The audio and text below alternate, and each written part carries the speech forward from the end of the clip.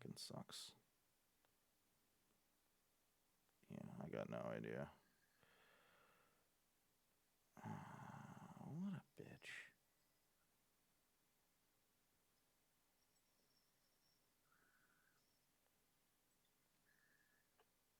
Giving it just Oh. 1 second.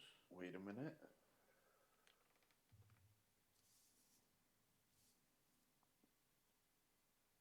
It looks like we're back. Okay. Well, that's good. Sorry about that, folks. I think what we were going to be talking about is of course, I'm going to say it one more time, the explosive ending to Revolution, or maybe lack thereof. And here's the deal. I know that everybody and their mother has talked about this. I know it's the talk of the wrestling world. And for me, it's one of these things that I wanted to address right at the top of the show so that we could get it out the way. Because as we talked, Duncan, about this, it's unfortunately the only thing that people are going to remember from Revolution. And I think that does the show a huge disservice and as a whole. And, there's so much good that I want to focus more on the good than I do the bad. I actually don't want to completely shit all over everything for We'll once. shit on the appropriate amount. Shit on the appropriate amount, but because everybody has, of course, talked about it, let's just get right to it and talk about let's just talk about how Kenny Omega, how John Moxley, and how even I'd say Eddie Kingston. Yeah, we're having problems over here for damn sure. Don't worry about it. I think we might just have to do this one podcast wise. Okay, but that's all good. But yeah, I do feel terrible because it's I feel terrible for not only us right now with trying to get this show out to you guys, but at the same time I feel very terrible for the guys that were involved in that match and for a guy like Eddie Kingston, Absolutely, who had to basically sell his ass off for something that made him kind of look like an idiot. Even the same, really, for I would say the commentators. I mean, Excalibur and everyone involved. I mean, just even listening to like Tony, like, oh my God, it's like you could just hear it, like there was it was like a blank space. Like, I gotta fill this. There's something there. And what do you even say? What do you even say? You know, the only thing you can say is the way fucking Moxley said it, when he had the microphone. Have you guys seen that afterwards? Yes, I did. I have seen that. Yeah, when he's getting up. I mean, he had to fucking say something. Somebody had to at least acknowledge that to the fan base there. That's right? This is interesting too. And sorry, I'm disheveled just because of the the technical issues going on. We're still going. I think we're live. I think we're no, we good. Are. Okay, cool. It seems like maybe things have chilled out a little bit here, but just roll with it, bro. No, it's all good. It's all good. And but yeah, you're absolutely right. You could hear it in the commentator's voice, or like the air just being sucked out of the room. Like I know they probably want to call this as naturally and as just like real life as possible. It's kind of like with the ref in that match a couple months ago with that whole botch of the Heyman trying to unlock the handcuffs for Roman Reigns. Was that even a couple months ago? Whenever that was. I think it was TLC, wasn't it? Right. Yeah, because it was the last man standing match. Sure, yeah. And you know what I mean, though? Like, the ref is supposed to act like it's real life. They're supposed to, and the commentators, I think the same. You're supposed to call the action that's presented in front of you like a shoot.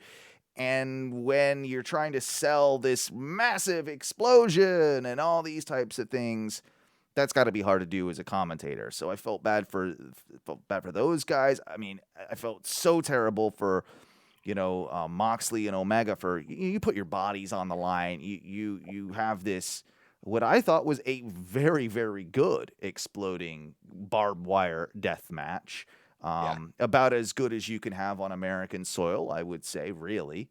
I think about as good as you can have on for a major promotion. Well put.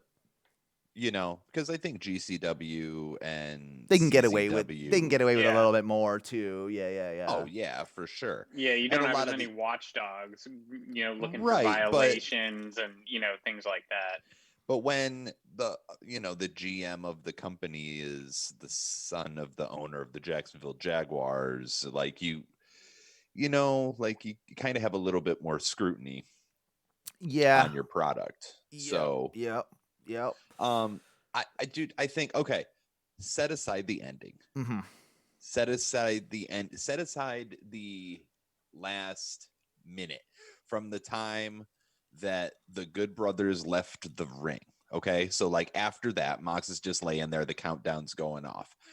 If they had just gone to black, then yeah.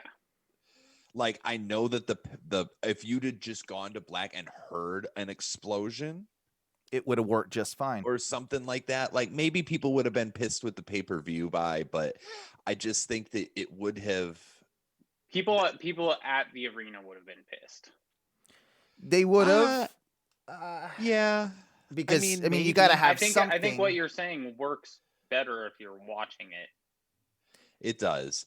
But like also not live. If you set aside that point, what's your thoughts on the whole rest of the match? Like, how do you rank that match prior to the unfortunate final minute? I have a couple of thoughts on this because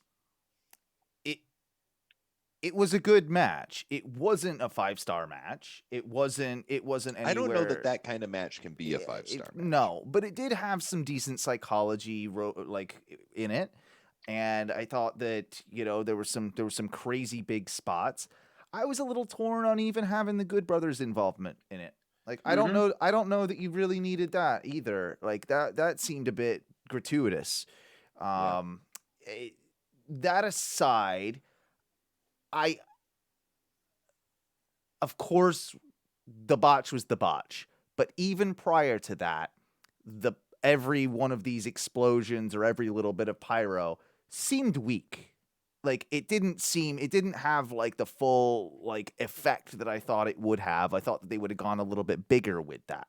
So there's like maybe that was like foreshadowing, unintentional foreshadowing for the future of what we were about to see.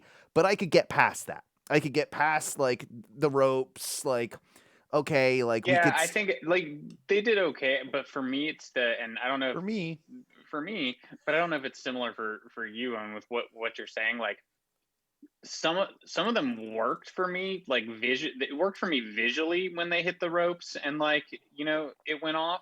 Yep. It just sounded so tinny, like the actual explosions that they were like shrilly pops, and they didn't have any concussion to them. They needed the concussion. Low end. I didn't get a thump, which is kind of what I wanted. I think that would have helped sell it a little bit more for me. So sorry to interrupt, but kind of along those same lines, that I think that would have helped sell it more for me, at least on the ropes and those other couple of bumps where you had the explosions. It just you feel it more. I did enjoy the match though. Like up until that point, up until like the very end, I think all of us can say that we would have come away very satisfied with that match. Had things gone as planned. There's clearly not. It clearly didn't go as planned. Like that. Like there had to have been pyro that didn't go off, right? Like there had to have been. There's no way that they had this happen. I'm sure they would have had a demo of the pyro prior to it. I mean, that seemed like that's a pretty common thing. So I'm really surprised something hasn't leaked either way. Like they didn't have enough pyro, something didn't go off. They did have enough pyro, right. And that's what happened. It's like either you had it or you didn't. And if you didn't, obviously something happened. And I like everything leaks to the internet nowadays. And like I haven't can't keep seen any sort of like, I mean, is it really just a fluke? I'm picturing it as this is the way I'm trying to choose to look at it. is the last live wrestling show that I went to was on March 4th, 2020. Wow. And that was right before Right. everything shut down, because it was the second to last Dynamite that they did live. Right. And it was right after Revolution. And I remember being like, I got fucking dicked around like Denver usually does, because they think it's like a nobody place to like, you know, for wrestling fans. And so they did it after Revolution, and all the fucking stars weren't there because they had just fucking done the pay-per-view the night, like, you know, previously. Right. And so there weren't all these storylines and things like that, you know, so that, like, and everyone just wrestled their asses off. So there wasn't like a ton of action either, you know, it's just it was like a subpar thing. Yeah. It's still fun to be there live, but literally that was then that next week when everything was like shutting down. And so I'm now hoping that the darkest timeline is over. Like, we have like come out of the wormhole from whatever little dip happened. That was the start of it, like the corona, and it just kind of fizzled out now. And it literally fizzled out with this death match. And now we're kind of like restarting, and we can go. I hope so, here. man. It's the way that I look, because I was looking at every bit of pyro around the ring, as much as like they were trying to not show the pyro that was around the ring. And me and Duncan have worked in production. We know at least a little bit about how pyro works. So is Matthew. Yeah, like we've all worked in production. Sorry, yeah. Of course. We all know like what a squib is and how these things work. Yeah, and we all know what a mortar looks like, and we all know all of these things. There were like, it looked like a row of 5 or 6 mortars, at least 2 or 3 of them on every side of the ring, that I think were supposed to be the big explosion that went off. I think you're right, because I remember seeing those and I was just like, oh shit. Oh, that's enough. Because they weren't the same thing that went off when Mox hit that paradigm shift onto the boards. Which was fucking gnarly. But that wasn't that. So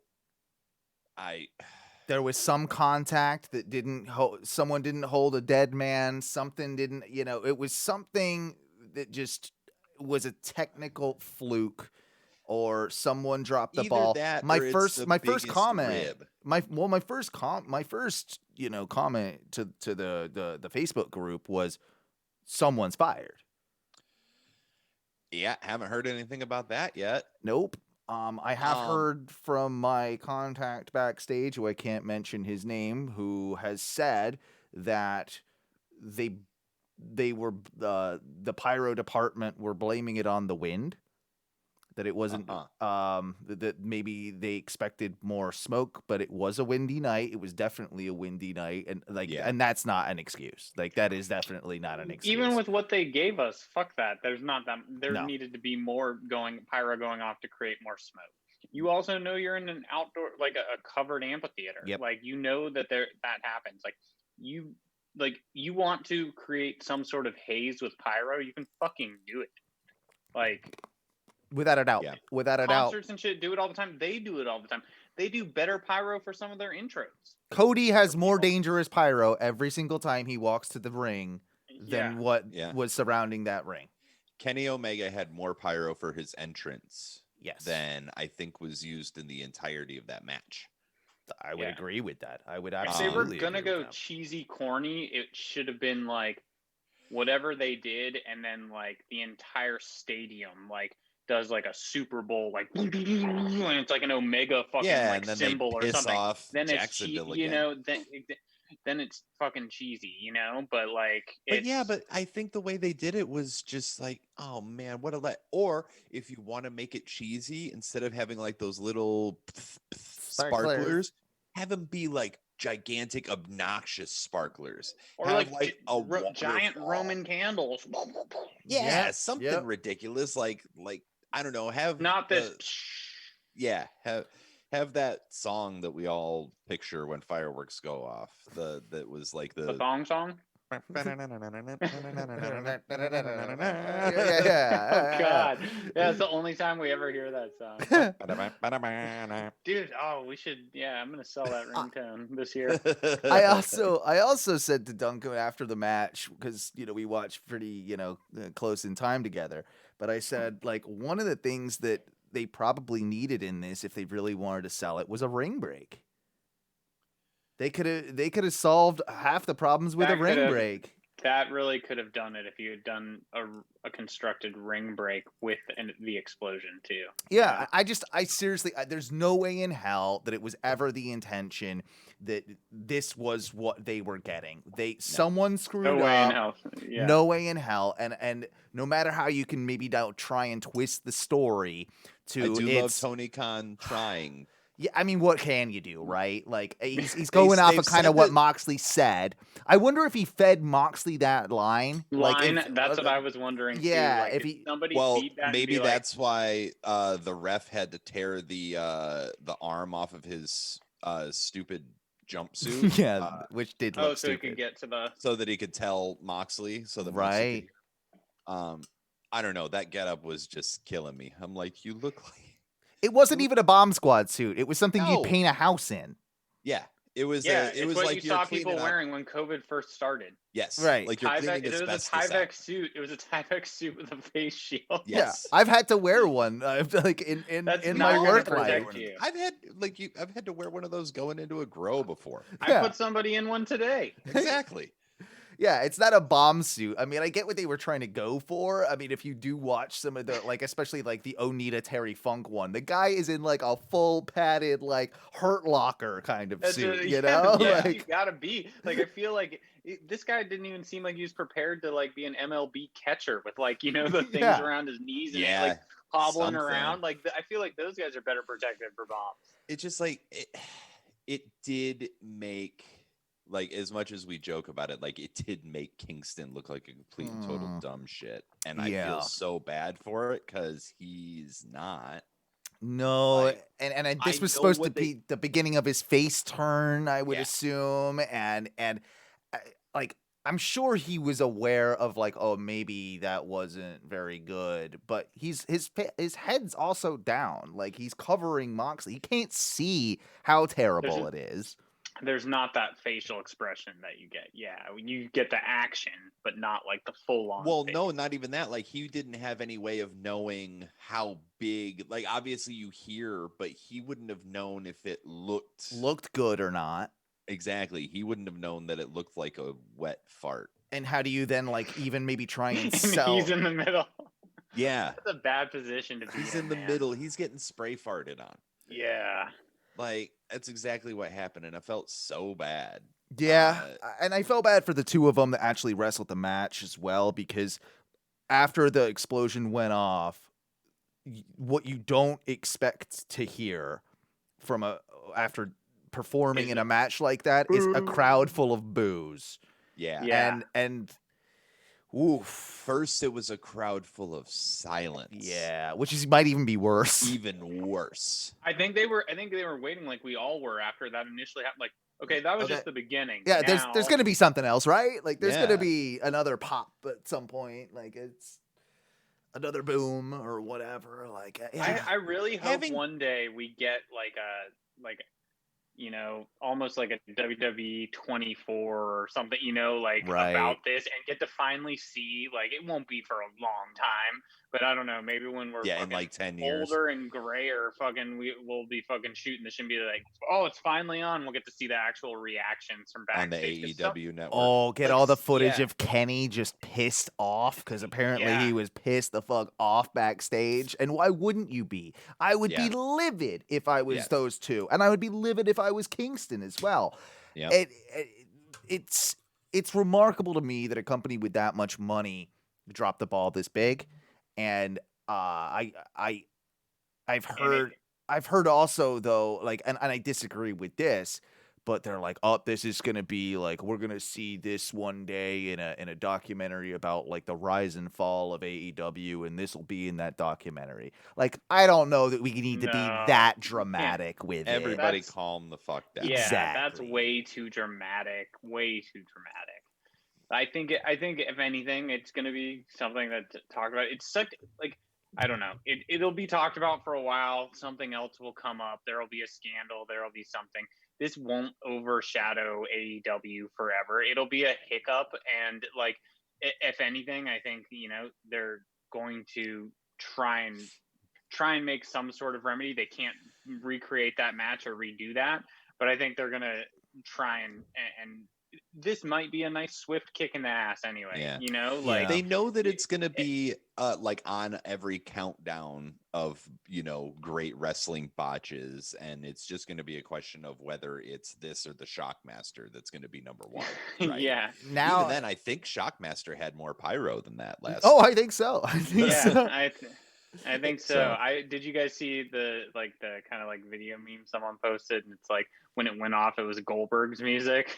Like, oh my god, someone overdubbed it, so when it hit 0 and then those things the sparklers came up, it was Goldberg's. It would have been better if it was Gilbert. Yeah, Right? yeah. It probably would have been. It probably would have been. But I do feel bad for the wrestlers too. I mean, Moxley is going to go away for a little bit, I think, just with Renee and everything. So I mean, not that makes it any better. Kenny had this aura and momentum, and like he's on this streak, and like we all talk about like this collecting belts. Like this is a really, like when you say he's pissed backstage, I can only imagine. This is everything he has fucking ever worked for, like in this, to build this and get his character to this point where he's like, and I'm speculating here on what I think the story is and what's going to happen on this, belt collecting tour and things like that. But I think it was like, this has been the master plan, like for him, like he's wanted to do something this big, and like this is like kind of takes the oomph out of this and like, how do you now rebuild this character? And like without it, because he had to take credit for like, I put this ring together. Exactly. And then Tony Khan had to like play it off as like, well, obviously we let the guy design the match with crayons. And I'm just yeah. So how do you think? I mean, I think there is a way. I don't know what that way is. Somehow, if he's charismatic enough and like is able to, he can bring it back so he can not diminish this, but to keep his character moving forward, and this storyline. It's going to be tough, but I don't think it's going to be as tough as people think. And the people in the wrestling community, they just love to shit on everything. They love to shit on everything, but like people have short memories as well. Like things go away. It's just like the never-ending news cycle that we have, even in politics or whatever it is. In just life. Just life.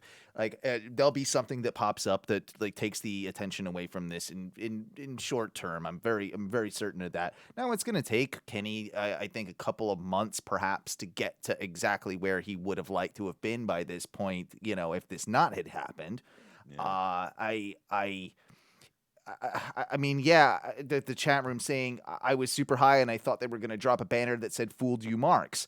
And that would have been great had you not embarrassed Kingston and like the whole thing. Like if you were able to sell that on the night and be that quick and maybe like kind of pivot to instantly being like, oh, this was a joke by Kenny Omega. And like, if he would have come out laughing, that's what they should have probably done, is probably grabbed him and just been like, ha, ha, ha, ha, ha. And then that's all you would have needed to do. Not even say a word. That would have probably worked. Like, But you had Don Callis run down to the ring off of commentary. Like, oh my God, I have to get these guys out of there. Exactly. Like, and then he was the right story back doesn't, on commentary. The story doesn't play into that. The story doesn't play into that. I don't know that you can. I don't know that you can use that like plot device that they've kind of tried to come up with. I don't know if you can use that. I think they're going to almost have to be a little honest with this for it to work. And that's what I hope happens tomorrow night. Yeah, like me too. Like they said that's going to be addressed. So I hope that happens, and I hope that doesn't mean they're going to work it now into some shitty storyline and this group was jealous and somebody cut the wires. You know what I'm saying? Like, you could also write that story fucking real easily. But then why didn't they cut all of the wires? Why didn't they have, like... I mean, All it's right, you it's guys got. want me just to tell you what's happening here? It's retribution. Damn it. God damn it, Slapjack. Yeah, Slapjack went to the wrong show. They're gonna And they debut on the first AEW Legends night. yeah, exactly. So I mean, but I think it is what it is. Like, we move forward. The wrestling was the wrestling, and the rest of the show, I don't know. I'd like to talk about that. Well, absolutely. While we're on the topic, let's just stay very quickly with the death match. There was one other thing that did bother me about it, and that was the random trash can of weapons that just sort of appeared after Moxley's entrance. That was there for Moxley. And then it was in the center of the stage. Why did he just not carry that to the ring with him? That would have solved all those issues with me. I don't know that was if that was for him or if that was just gimmicks that were there for the match. I think the gimmicks were supposed to be there, but he could have walked out and like they could have been a gimmick further away, and then he drags it and brings it, or he. It was weird. It was weird that it's like from here to here. It was unnatural. Like it was just one of those trash cans. Yeah, just have one trash can right here. Like, I don't know. Put that shit in the ring. Start it out there. What the fuck is this? And I thought that maybe he bladed when he first, like Moxley, when he first got that like big hit. Like, but I think that what they called on commentary was actually true. I think looking at it again, I think he absolutely did cut his head on like that steel, like, of the trash can as it folded, you know, like I think that was legit. Like, and it might have been like he saw it, tried to make that happen, like, to a certain degree, but it doesn't look like it was a very good blade if that I can't catch if that was indeed the case. So, and it stopped at one point too. Like, you know what I mean? Like, I don't know that they were intent, because typically you'd take like an aspirin and thin your blood a little bit so that, or you drink from a flask as you come out and have a few shots with a little alcohol. You go the exact opposite and you do the Dustin Roads like we saw in Vegas, true, where you literally just cut so deep that you fucking are dripping blood everywhere, and the entire audience is like, is this dude okay? Like, are we gonna watch this man die? Yeah, like, this is a lot of blood. Did you see Moxley during his entrance? He was in the crowd. He pulled the flask out and he tried to open it and he couldn't.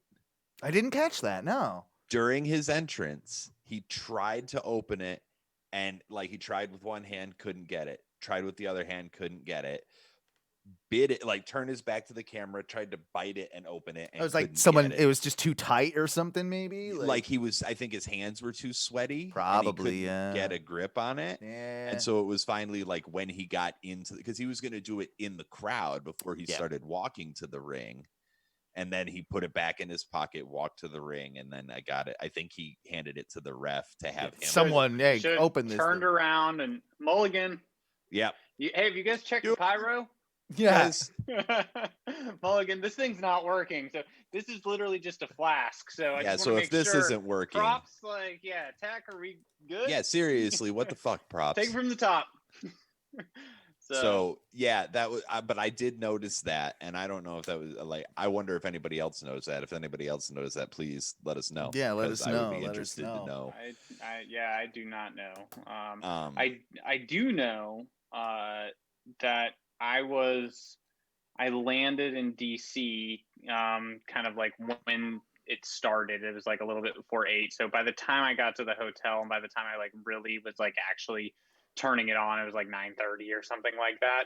Yeah. So I just started watching it live and was like, I'm just going to watch it live because I know I'm not going to be off the internet or my phone or, whatever. So I want to watch this through and then I can go back and watch, whatever I missed before, which is what I ended up doing. And so I picked it up and it was the match before the Matt Hardy and Adam Page match. I think it was the match before that. I'm trying to remember what it was. Is it the women's match? Maybe it might have been. No, was it? I don't think it was. It wasn't the women's match. It was something else. It was the. Oh, was it the Miro match? Maybe. Yeah, the Miro match. That's what it was. Yeah. Yeah. So I definitely. Yeah, that's the thing. I definitely got you guys with that one. Yeah, you did. Yeah. Yeah, you absolutely did. I was convinced that was going to be Orange and Chucky T. I, we'll start with that actually. I definitely want to go through, maybe not every match in detail, but I certainly want to say some of the high points because again, we've talked about some of the lows with the explosions and I think stuff. we've But talked about the biggest low. yeah. But there were a lot of highs too. There's a lot of It was highs. show leading up to that, so we should probably highlight those. Yeah, It but was a great show leading up to that. the I'll try and be nice about this. I don't think any of us were blown away with the Miro, Kip Sabian, Chucky T, Orange Cassidy match. It had some decent parts. I think you got to see finally a bit more of a ruthless side of Miro, which is a positive. And at least they sort of moved the story a little bit into that, Miro not really having any concern for Penelope Ford as he pushed. What's going to happen this week. Which is then pushing obviously to the split between Kip and Miro. Yeah. That and needs to be a to fast happen. Split. They don't need to drag that shit out. 100%. Just have it. And honestly, like looking back at it, like was it a good match? No. Because it wasn't supposed to be a good match. It was fine. It had some decent moments and it was supposed to be a squash showing Miro's whatever. We're all it tracking, happens. Yeah.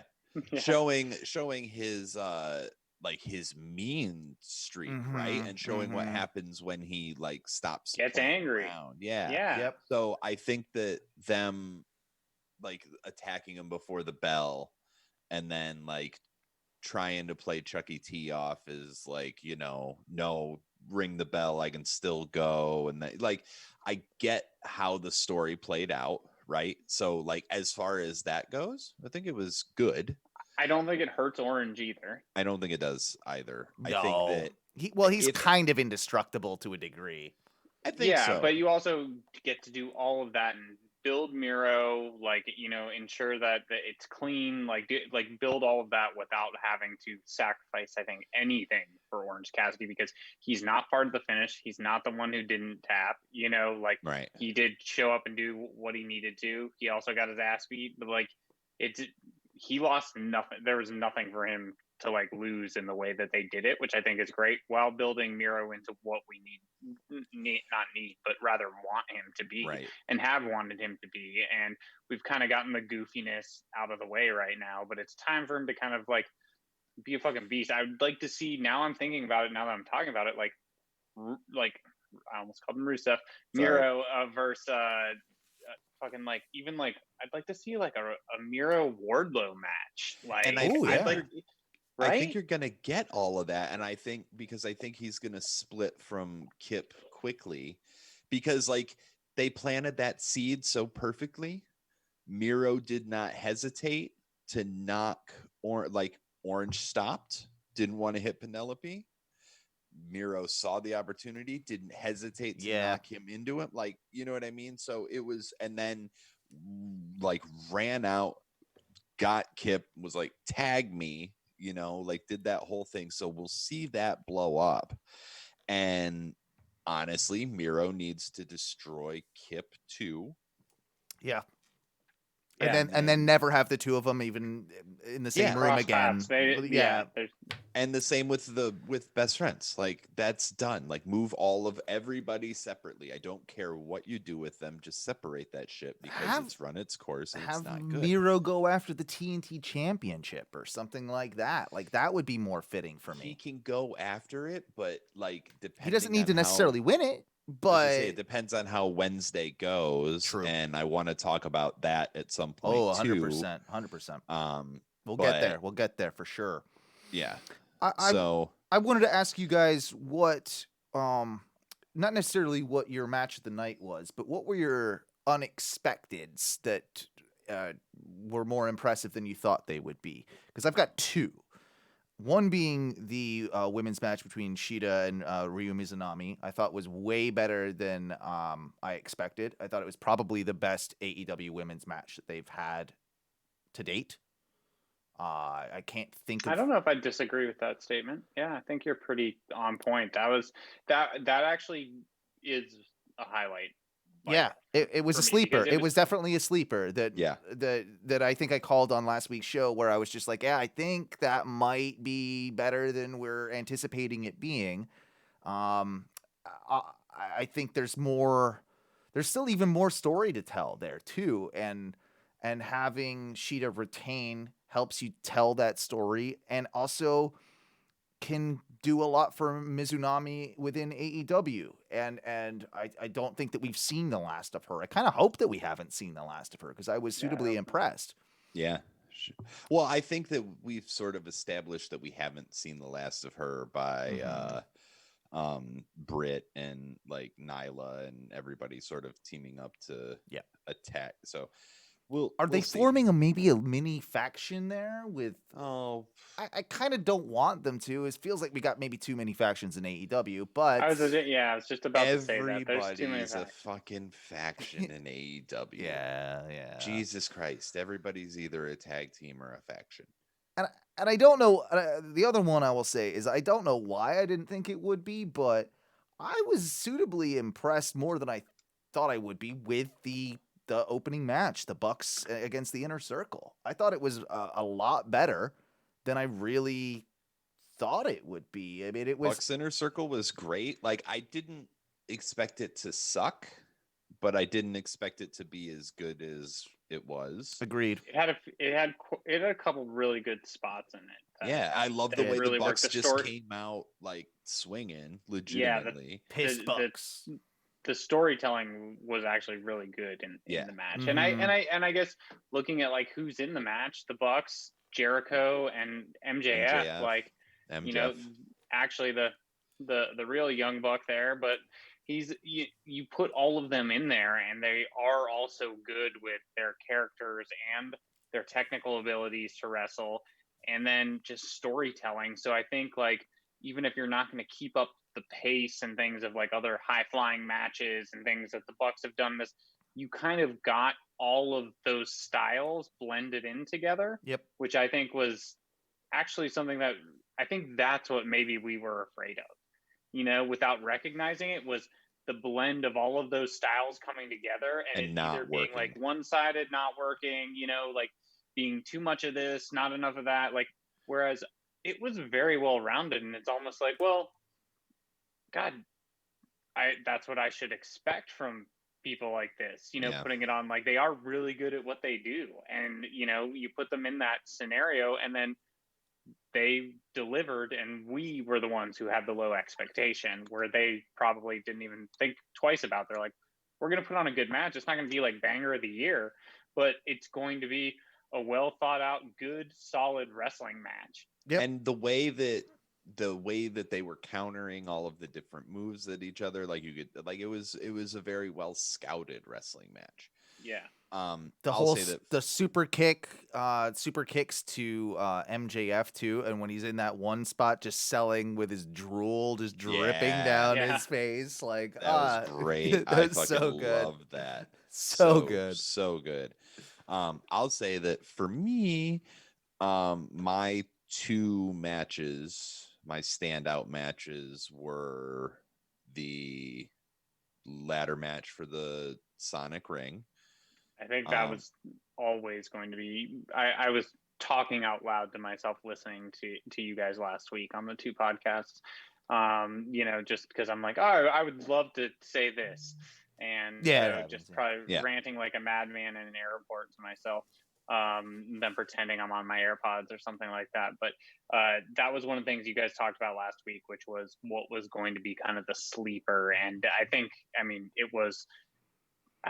This ladder match kind of had to be. We all knew it had feet behind it, but I don't think we wanted to give it that. And I wasn't there talking about it last week, but I just think we all knew it was going to be good.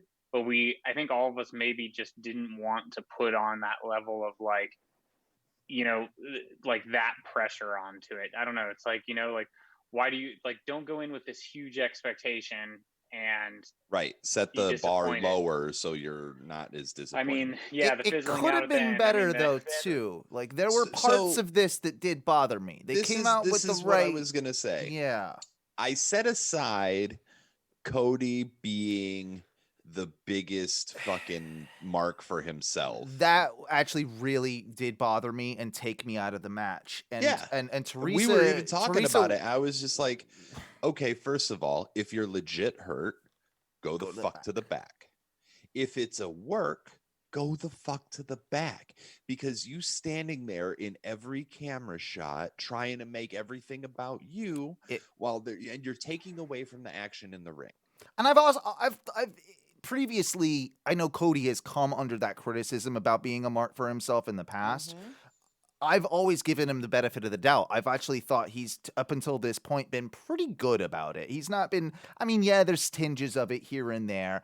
Don't get me wrong. But this was egregious. And this was too much. This definitely, like, now I want you to get written off in an exploding barbed wire death match, Cody, so you can go. Cody's last name is Rhodes. Yes. So let's not forget how much Dusty used to put himself over at the expense of a lot of people. And how sloppy was that kind of like Crossroads thing that he did with Penta?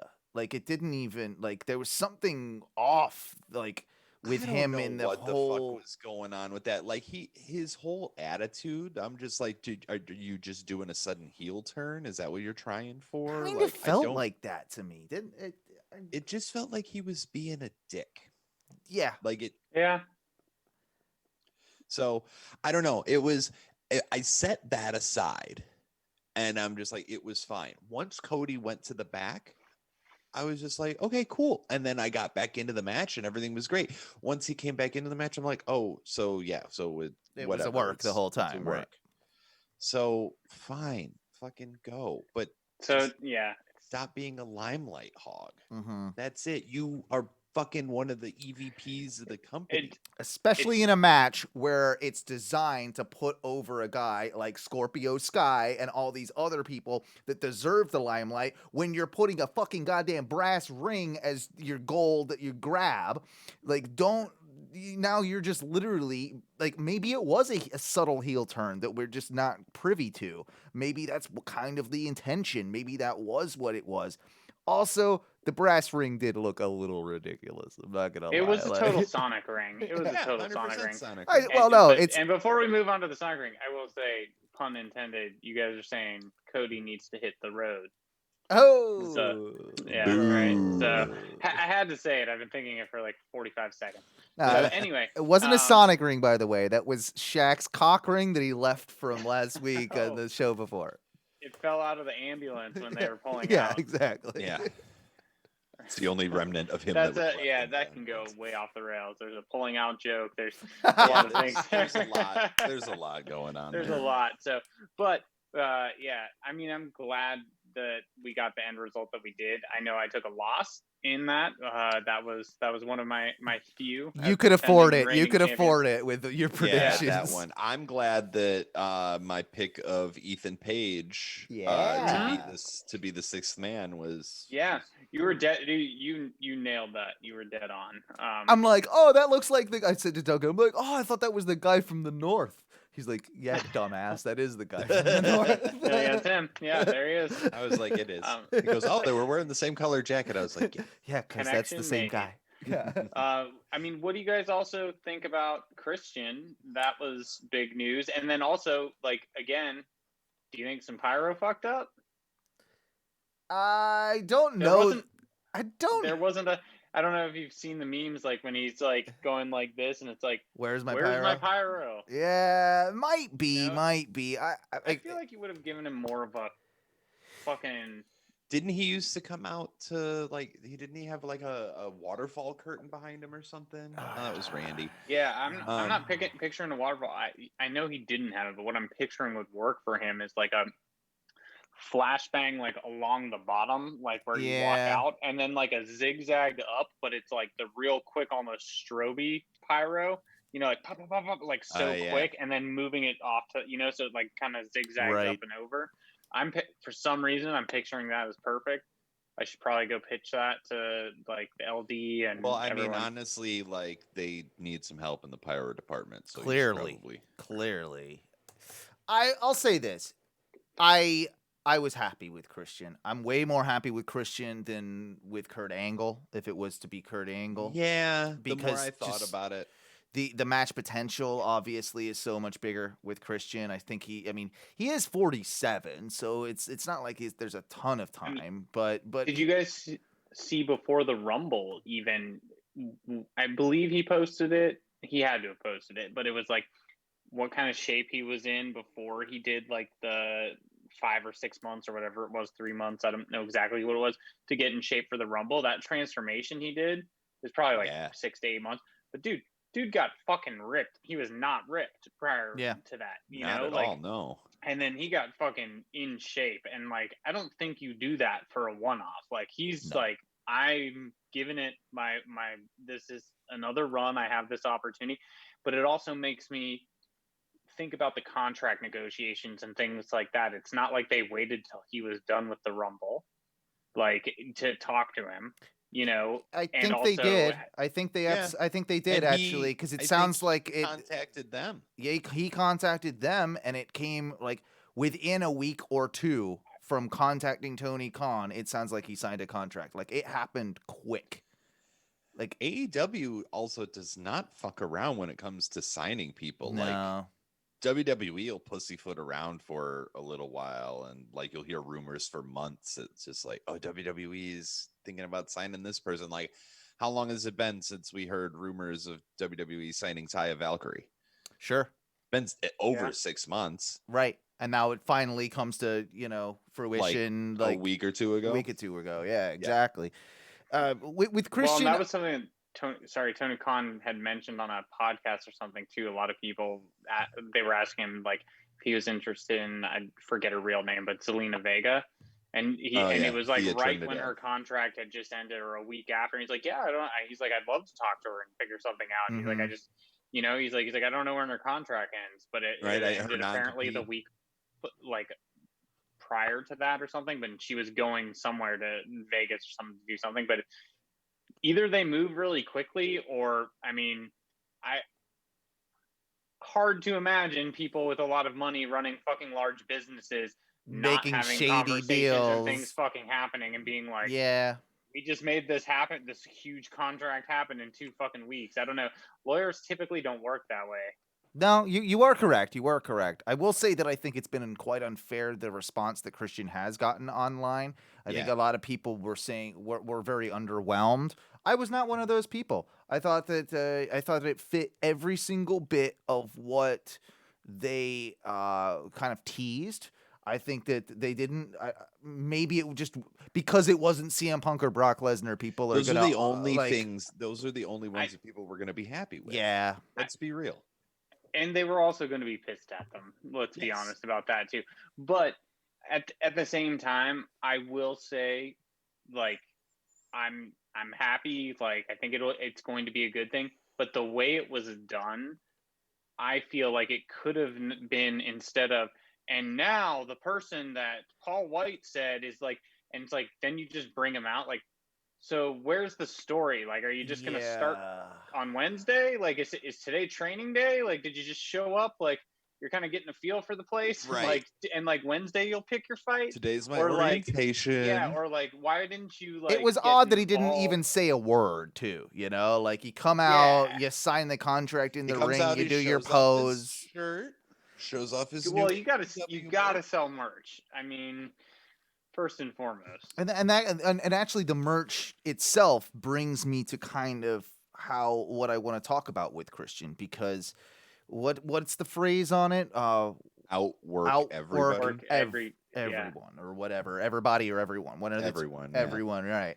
So when I see that, I get the impression that he might, and this is kind of my pitch, don't throw him into a major program right away, just a one-on-one program. I want to see Christian with a bunch of Joey Janela's and Sonny Kisses and upcoming guys, younger talent, kind of start at the bottom, show them what this veteran can do and how much better this veteran is until it's the time for him to be in a feud with Cody or moving with a Darby Allin or even a Kenny later down the road, like as an opponent. But set him up in a way that this quote unquote old guy is outshining some of the younger performers. And I know that's kind of counterintuitive in a lot of cases, but for him it will work,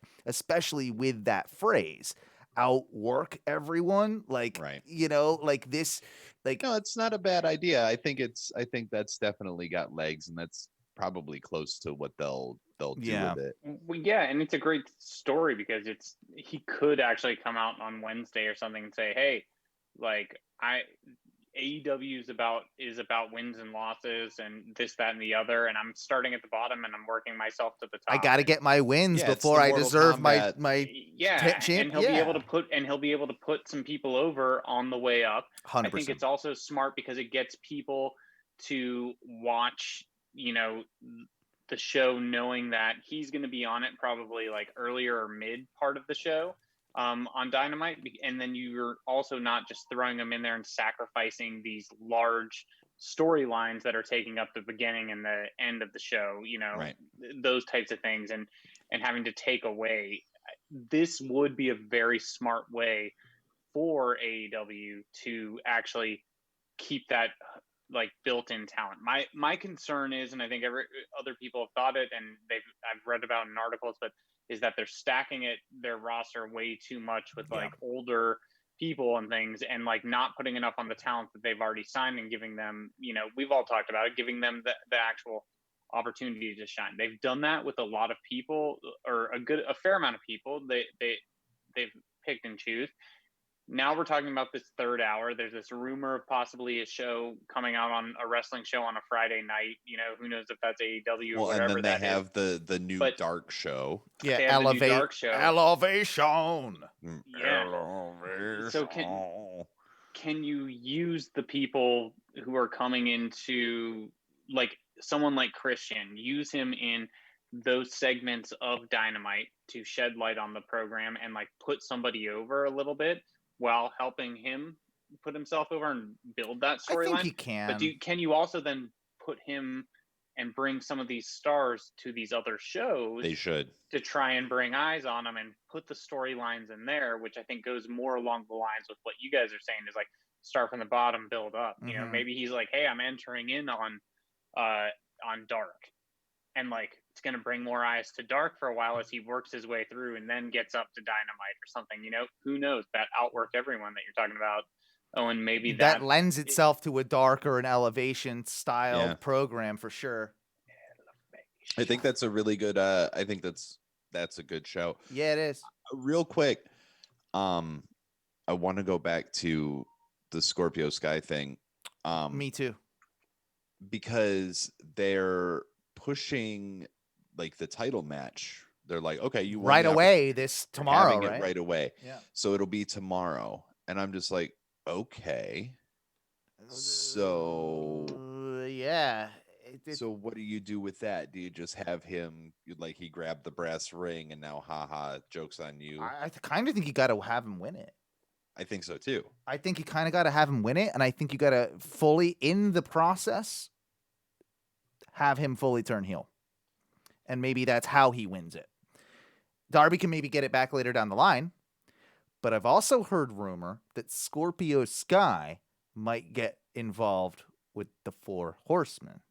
And what if Scorpio were to be the fourth?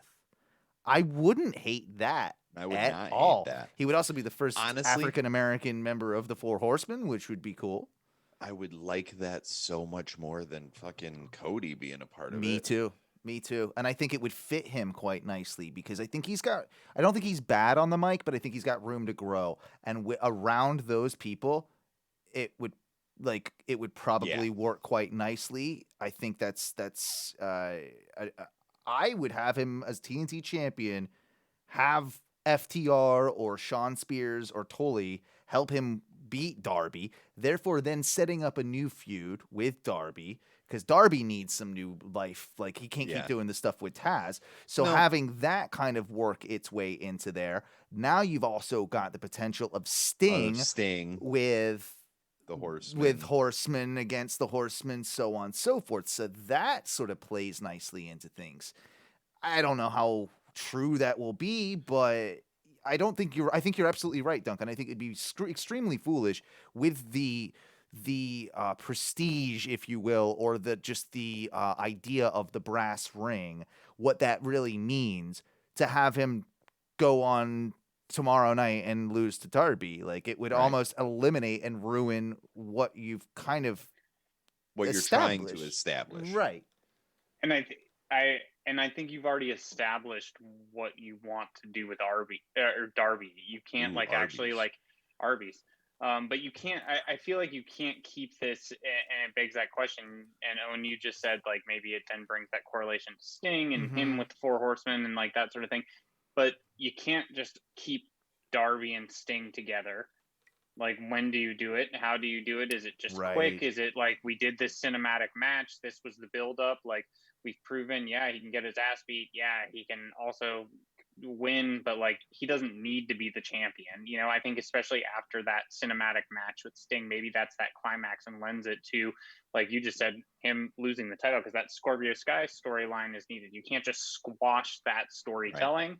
And it seems like Darby, after that cinematic one, is kind of at the end of this arc, and like can get buried for a little bit. Not even a burial. I think Darby is sort of like Orange. He's a little bit bulletproof right now. Like, he's so over his journey. Or does Sting fuck up? Does Sting fuck up and hit Darby with the bat or something, therefore causing a split with that? I don't know. I think that regardless of what happens, I think that Darby is a boring TNT champion. I would agree with that statement. It was great. His pursuit to get the belt was fantastic. Like, that rivalry with Cody and that whole thing was great. You can't really cut a promo, though. No, that's not what Darby does. No, but you want a TNT champion? I would be able. Yeah, you want a TNT champion. Yes, you want your champion to be. You got the nostalgia with sitting TNT. up in the bleachers, which were not rafters. You got your nostalgia. You got it with Sting. Like I'm saying, I'm done with that. Like, I'm over it, and like it doesn't need to happen anymore. It needs to be cut. It needs to be done. I think the cinematic match also, though. I was going to ask, because I wanted to have your thoughts on it. I was going to say, I think it was actually done well, and like for what it was.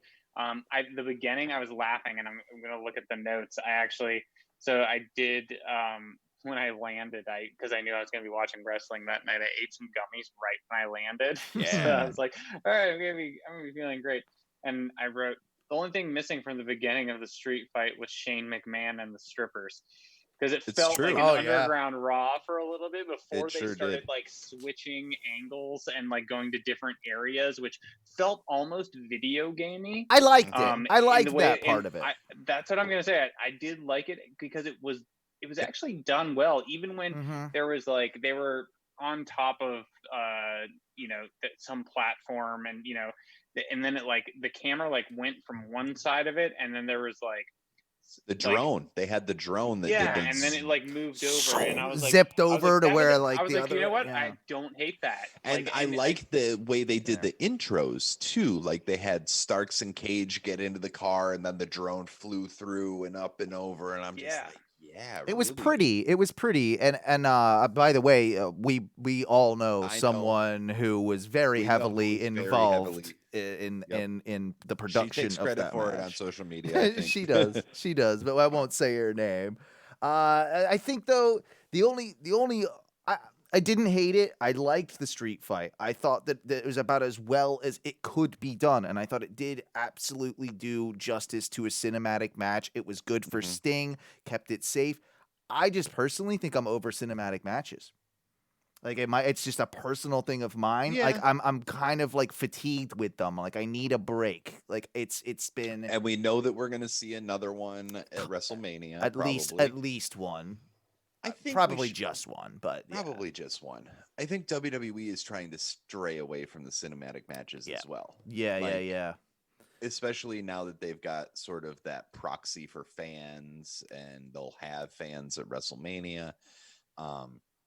But It was also a I don't- perfect place to put it on the Revolution card so that they Yeah. could Yeah. basically, establish the exploding Gimmick death the match, ring. gimmick the ring, in Yeah. between. So that Yeah. made sense. I like that. I will say the one thing that I could not fucking stand about it was Taz on commentary. And that was Yeah. odd too. Like the commentary, like I'm glad there was commentary, but we know this is it felt disjointed. Like It felt like the commentators had already watched the match, What? And- No, don't say Yes. that. but it felt like they were leading like what was going to happen. they And should have. Taz was, yeah, he was saying 100% things couldn't like, agree "This is more. what we train for," and that things like Mhm. and it kind of almost foreshadowed. Yeah, Yeah, Exactly. No, that was Taz the problem. doing it. Taz did such a shitty job. Like Taz was giving away, like he was leading what was about to happen left and right, and I was just like, oh my And god. he usually doesn't. I mean, I think he's been great on commentary with Dark. I mean, if you ever watch Dark with him and Excalibur, they're hilarious together. Like I think Taz in general has been doing a great job in AEW. So I think there were too many commentators at that particular moment. yeah, I think you're right. Yeah, I well, mean, and you had- also there didn't need to be commentators in a cinematic match, maybe. and Like you were saying, that's Duncan. that's the kind of Yeah. like I think it added. It just wasn't done right. If it was in the moment and they were just calling it as it was going, I think they might have gotten away with it a little bit better. Yeah. But it did feel weird, right? Like having the commentators, like I think you might have just have benefited from kind of the ominous score that was going around, and like I Yeah. think you could have, much like the Boneyard match. Imagine how shitty the Boneyard match would be if you had Oh my fucking god. Corey Michael Cole. Graves and Michael Cole and whatever, like commentating over it. Oh, there's the Good Brothers and they're climbing a ladder now. Like, can you imagine like how shitty that would be? That felt the same with this. Like Yeah. I don't know that it needed them. No, I don't think it did, and I think that was what really took it out. Was it's just like, okay, we don't need this. Yeah. Yeah. And it's. I will say that I did put in my notes at the end, like the final segment of the cinematic match. I will say that Ricky Starks did look really good.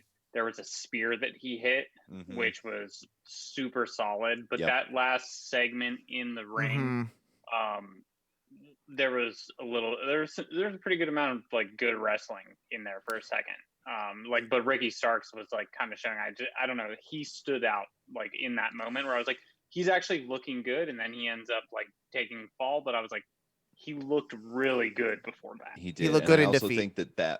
I also think that match is a really good way to sort of justify Darby Allin losing the TNT title Ooh, good as point. well because of all of the damage that he took. Oh yeah, I didn't even think about that. He could come down to the ring with a bit of a limp or something, Yeah, or just like really selling those injuries. selling like, an 'cause he went through the injury. fucking platform with Brian Cage. Yeah. So Yeah. that could definitely work out. I want to talk a little bit before we get too far into anything further from Revolution, but before we we haven't do talked. that, Sorry, go ahead. one thing that I just wanted to say that I had in my notes, and that was that Owen looks like Meth Rollins. God damn it. That's hilarious. Just wanted Love that to it. be known. He told We me got this big- the other day. We And got then Big Money Matthew Stafford, and we got Meth Rollins over here. Big Money Matthew Stafford and Meth Rollins. There's our new nicknames. We got to get one for you there, buddy. But I know I can't give myself one. I'll come happened up to with one. Chet Blazer. Oh, I hell- mean, Chet Blazer's really let himself go. He He's really has let himself go. He's Dude, coming back he in the is- summer. Don't you worry. Like, Yeah, we're on he's a stuck. story arc right now. Like, Yeah. we'll be back. We'll be back. But no, I told Teresa when you sent me that fucking goddamn Meth Rollins thing, and she's just like, she just stopped. She was cooking in the kitchen. She turns around. She's like, fuck, I'm never gonna not see that, am I? Just start wearing one leather glove around. Yeah, She's yeah. just like, God damn it, Stop it. I am the Messiah of Yeah. Raid Street. You know I will do this. You know I will do this. I know you will. But There's just a leather glove sitting on your chair one day with a little note that says "Love Duncan." let's talk about the Casino Tag Team Royale for the Tag Team Championship That was my match. second match of the night. What was your first? The ladder match. The ladder match, yes. Yeah, or my two standout matches, rather. This did have a few problems in it. It definitely had some disjointedness here and there as well. I Yeah. wouldn't say it was a perfect match by any stretch of the It was imagination. 30 people in a very short Yeah. amount So of many time. people. I liked the format though. I don't know that WWE has ever done a version of a tag team rumble, right? Like that's not. I don't know that I that's don't ever think so. existed. If they have, And it's nuts. That's what this was. This was a tag team rumble. And it was awesome. And I love how you pointed this out. They had the countdown of the next entrant on the screen the whole time so you could always see it. Immediately. So they can't do fuckery like WWE does where they're like, well, no, hold this back. Oh, the crowd really Yeah. likes this one, so Yeah. hold it back for an extra, I don't know, 30 seconds. Yeah, a exactly. minute. So there was none of that, which was nice. I can't believe all of us overlooked the winners in Death Triangle. Really looking back on it, we were all kind of idiots to not. I remember. I think you mentioned it, Duncan. One of you No, I wasn't on the show, but it was literally like I was like, that is gonna happen, and then I was like, no, I'm making my call. This is what I want to happen, but Yeah. I knew that's what was gonna happen. You Right. saw it leading up on all the programming on yep. all the weeks prior. And There's no reason they weren't doing all of that damage. And it's great for the both of them. I think it's great for Phoenix. The more and more we can push, Phoenix, the happier that I am. Put Phoenix on my TV, the more I will be fucking happy. And, to be honest, they're the first contenders going up against the Bucks that, to me, actually makes sense to win it. Like, I wouldn't even be mad if the Bucks dropped those belts to Phoenix and Pac. And then, there's the possibility that if it is Death Triangle and they label it as that, can we do Freebird rule now? Like with Penta? I mean, I suppose you could. I would love that. That would be amazing. Like, that's the way I would book it, but yeah. I think that Death Triangle makes more sense to win the titles than Jericho and MJF, even though you're calling them the Inner Circle. By the way, they're gonna fire Jericho on Wednesday. That seems like it's what's happening, right? And will this be a face Jericho turn? I don't know if it'll be a face Jericho turn or just a not Inner Circle Jericho. You know what I mean? Because Jericho he's still gonna like scrap at them for a little bit and make comments, and he can be that sort of character regardless. Like, because he's a heel, but when you have everybody singing your fucking entrance theme song, like, you're over as fuck, so it doesn't really matter. By the way, I love his comments on the. I mentioned this podcast before. I don't know if you got a chance to listen to it, Matthew, but the Talk is Jericho with MJF, where they're fully in kayfabe. I've listened to like 20 minutes of it. Part of what he says on that, I forget whose theme song they're commenting on, but it's not his. But he's livid. I hate these fans. Like they sing, like people, like these idiots that sing theme songs. You got to be a complete loser. You got to be a douchebag to sing a wrestler's theme song. Yeah, that's classic Jericho. What did you guys think of the Paige Hardy stuff? It was okay. It was a match. Like a B. I don't think we need any more 15-20 minute Matt Hardy matches. I think I think that we need to kind of pull back on that. I don't know. Also, that's what I wanted to say. I don't remember his name, but I hate him. Owen. Oh, Who do the Acclaimed, your boy Yeah, I from the hate Acclaimed. I Yeah, hate the Acclaimed. yeah, Max something or other, Max Max Caster, Fuckface. Max Caster, I Max believe. Caster. Jizz Caster. Yeah, he's Duncan's new favorite wrestler. Fuck He that he guy. loved his rap. He loved every bit about his Jesus gimmick. Christ. You know what I would rather Was do? that I your would first time rather- seeing him? Yeah. It was his first time. Because he's been annoyingly rapping every Yeah. time he comes out on Dynamite. For I the past have few no weeks. way to watch Dynamite. Yeah, you catch So I recaps, you catch like stuff on Yeah. YouTube and what have you, Yeah, and but I they don't like- probably rarely ever show that. So yeah. I mean, I'm subscribed to that. Anytime that guy raps, I get an alert on my phone. It's like a woof. My phone, my fucking pager, my watch, everything. It all Your goes off. pager. What you're going to hate, Duncan, is that the internet actually does kind of like him, and Of course that they do. and Fuck the that internet. I think that AEW kind of likes him. I think I that don't they're care. you're And look, probably going to that's see a fine. lot more of the kid. Is He is no, I won't because I don't really watch AEW unless it's a pay-per-view. fair. So I like I could not honestly give a shit less. Yeah. But he came out rapping and I'm just like, who is this dude Who's that this is guy? like John Cena without talent? Yeah. Dude, I'll tell you, that kid sucks. Like Don't hold back.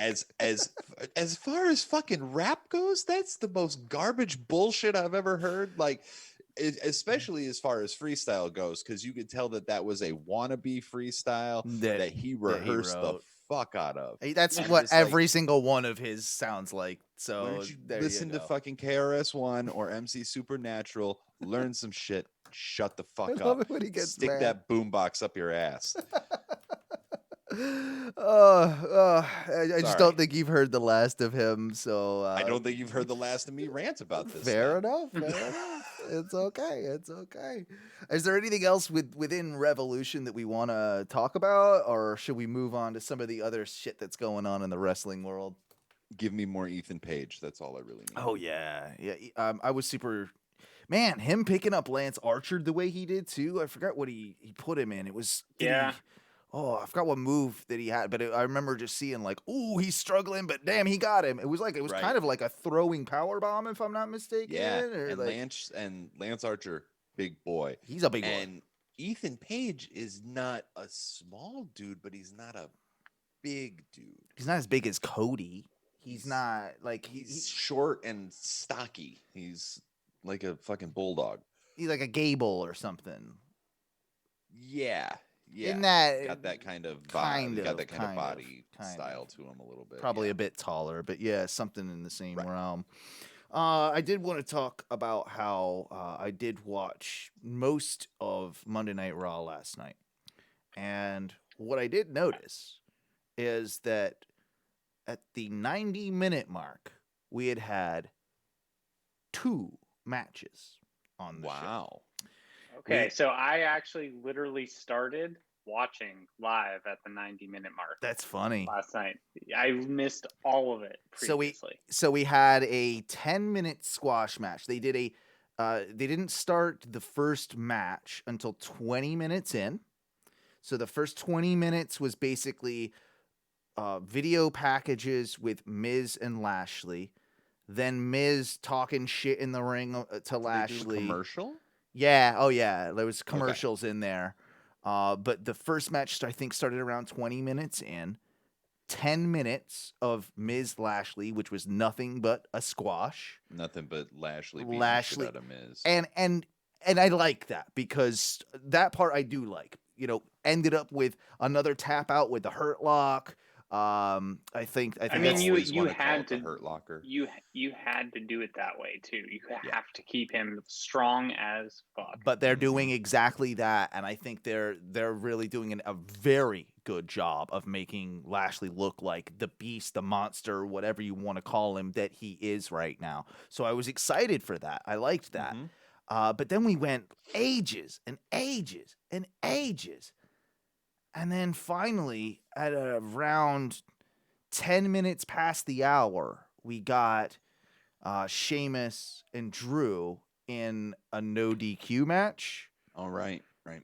And which they end up just knocking each other out, like Yes, with the a steel no stairs. DQ goes to a no finish. With a no finish, and okay, fine, but get out of here. You couldn't have fit in a match or two, like with all the fucking stars that aren't getting attention. You have a 3-hour TV show, and halfway through, you've had 2 matches. Mm-hmm. You've had 2 matches on this show, And you've got people Yeah. like Aleister Black sitting at home, So, who's going to doing literally nothing. sit at home and do nothing until his contract. also expires. Shane McMahon can later basically take up 10 minutes of TV time Yeah. calling So Braun Walking around Strowman knocking stupid. on a microphone. So yeah. he can take up the entire fucking storyline of the show. First of all, I will say over the last 2 weeks, they've been doing like the running storyline through the show. Right. I like that. I like that a lot. that a lot. But Yeah, I'm for that. for the love of fuck, don't make it about Shane McMahon Yeah. trying to pussyfoot around calling Braun Strowman stupid.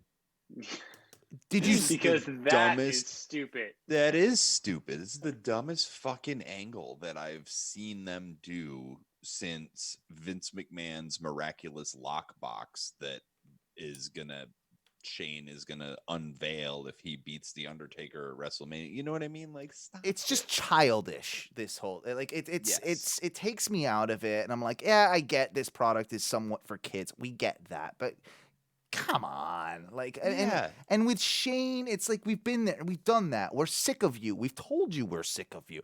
Do we really need you in a WrestleMania match, or is your ego just that goddamn big? It is. And we know the answer That- to the question. yeah. Like, yeah, because it's- Braun is gonna throw him off of the pirate ship and they're gonna steal KO's spot. Yep. I gotta give credit or he's though. gonna do a fucking elbow, like a coast to coast or something off Mhm. it. Yeah, he'll do the elbow off of it or something. I got to give credit to Drew and Sheamus though. That DQ match was That actually was- pretty good. It Yeah, was that actually was a pretty banger. good, and they gave him some time. I've said it for a while now. Like, I'm actually on kind of Team Sheamus a little bit. Like, I think that like this new incarnation of him is really cool. And I don't know if you guys have seen the pictures of their backs with the Yeah. lacerations that Yeah. they posted. Like, that's some real deal shit. Like correct me if I'm wrong, but that was WWE's retaliation to the barbed wire match from Sunday. Like, in a way, like, hey, we can do a no DQ type. It was at least slightly in response. I mean, maybe I didn't take it as that I did. because I don't think that WWE is that clever. They're that petty, but they're not that clever. Yeah. Yeah, it probably Fair. wasn't their idea. I'm surprised Fair. we So- didn't get an explosion gag or something like that. Or like an intentional pyro botch or Yeah. something like that. yeah. I think that you go back to the whole like that, speaking of that Drew Sheamus, like the picture that they that WWE tweeted out of the side by side, that then Randy Orton retweeted to use as a dig at Soulja Boy. Yeah.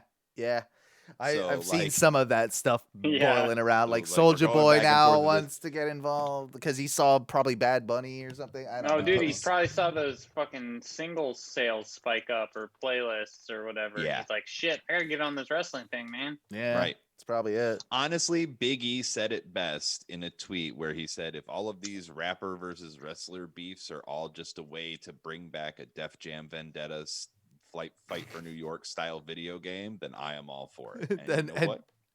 We know that Duncan, you are all for Look, that. man, it's already bad enough that if I want to play that game, I either have to buy an original Xbox and find the fucking game. How or I how do have we to- got? We got to get it on the emulator thing, man. Like that. Man, I could probably figure that out. we'll make sure that it supports it because it only supports Yeah. up to a certain. I'll take a thing. look at it. I won't So- I won't mess it up. Trust me. But Yeah. but I did want to, as we're on the topic of WWE, big news. I don't know if it's big news, but interesting news that came out the week before was all to do with how they're banning the super kick leg slap. The thigh slap. The And thigh it's not a slap. super kick, it's a thrust. kick. Well, in AEW, it's a thrust kick unless Uh, unless unless the the Young Bucks Bucks do it. do it. Yeah. because I did notice that Excalibur super kick 75 times. Yeah, in the he'll match. say they'll Yeah. say it all It's day like, long when it's the Young Bucks, but anybody else, it's a thrust kick. Okay. thrust. They've been hanging out with Cody too long. Whatever. I like when there's a good fucking thigh slap. When it actually like looks and sounds good, I fucking like it. I'm like, yeah.